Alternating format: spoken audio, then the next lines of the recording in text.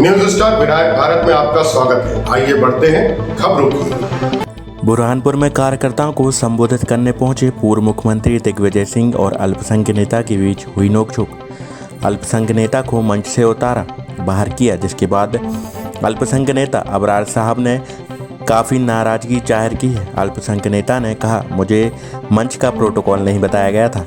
इस पर दिग्विजय ने जो किया उसे मैं सभी अल्पसंख्यक वर्ग का अपमान समझता हूं। इस घटना के बाद से अब राजनीति गर्मा गई है।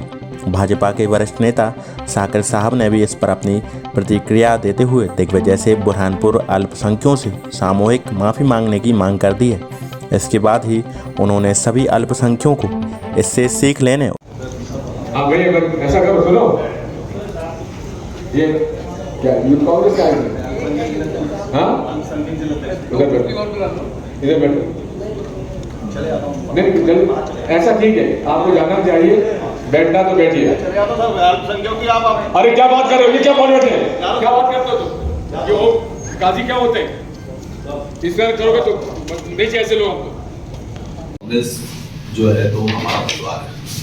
परिवार के अंदर मामला ऐसा है कि कल मैं 8-15 दिन से बाहर तो रहा हुआ, मुझे मंच का प्रोटोकॉल नहीं मालूम था। उसके बाद में कुछ बगैर पदाधिकारी मुझे मंच में दिखे और मैं अल्पसंख्यक कांग्रेस का जिला अध्यक्ष हूँ, वर्तमान 2 बार का पार्षद हूँ, वर्तमान डॉक्टर राजेंद्र प्रसाद वार्ड से बुरहानपुर से पार्षद हूँ। मैं मंच के ऊपर चला गया। मंच के ऊपर जाने के बाद में अगर किसी प्रकार का प्रोटोकॉल था तो बुरहानपुर के जिला अध्यक्ष ठाकुर जी का काम था कि मुझे ये बोल देते कि आप मंच से नीचे चले जाओ। मुझे मंच से माइक से बोला गया, उसमें मैंने अपने आप के अंदर अल्पसंख्यक समुदाय की बेइज्जती समझा।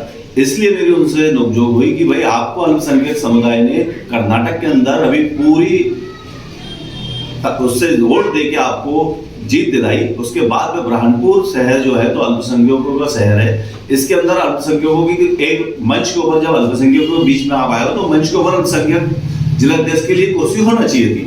चलो कुर्सी नहीं थी, कोई बात नहीं, मैं खड़ा हुआ था, लेकिन उन्होंने मुझसे चिल्ला के बात की, इसलिए मैं उस मीटिंग से बाहर चला गया। क्या इसके बाद भी आप कांग्रेस में बने रहेंगे?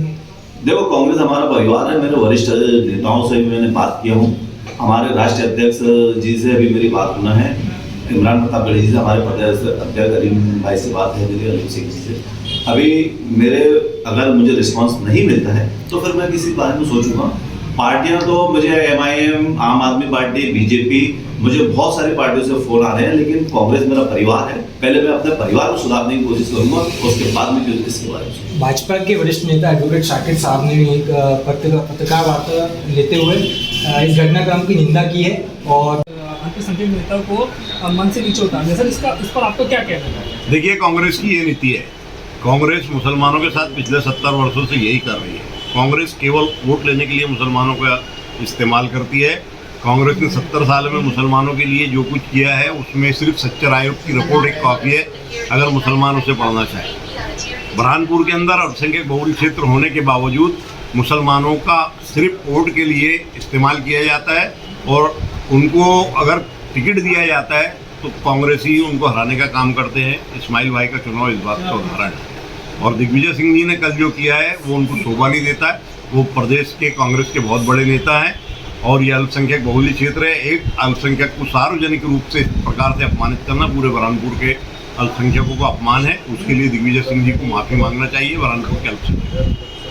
मैं ज़्यादा तो कुछ नहीं कह पाऊँगा, लेकिन इतना ज़रूर कहूँगा कि जिस तरह से हमारी सरकार कर्नाटक में आज जीत का जश्न मना रही है, उस जीत के जश्न में 90% अल्पसंख्यक लोगों का सहयोग और उनका साथ रहा है।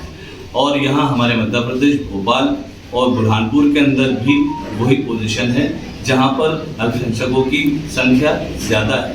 यहाँ पर एक छोटी सी घटना ने जो है तो पूरे अल्पसंख्यकों के दिलों को एकदम भड़का दिया है और उनके मन को विचलित कर दिया है कि उनकी बेइज्जती उन लोगों ने महसूस की कि उनके हमारे अपने अध्यक्ष को वहाँ से स्टेज से उतार दिया गया।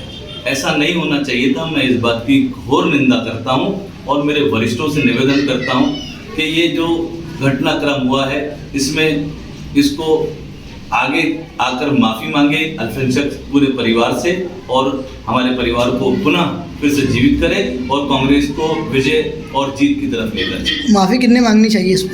इसमें माफ़ी जिन लोगों ने बेइज्जती की है, जिन लोगों ने माइक से पार्षद, पूर्व पार्षद और 2 बार के पार्षद, अभी भी पार्षद अबरार साहब के साथ जो बेइज्जती की है, उन लोगों से मेरा निवेदन है कि वो माफ़ी मांगे, उससे माफ़ी मांगे अबरार साहब से, और पूरा अल्पसंख्यक समाज से माफ़ी मांगे जो कि पूरे के पूरा आक्रोश में है अपनी बेइज्जती को लेकर। क्या अगर माफ़ी नहीं मांगी जाती है तो फिर भी अल्पसंख्यक समाज कांग्रेस का साथ देगा?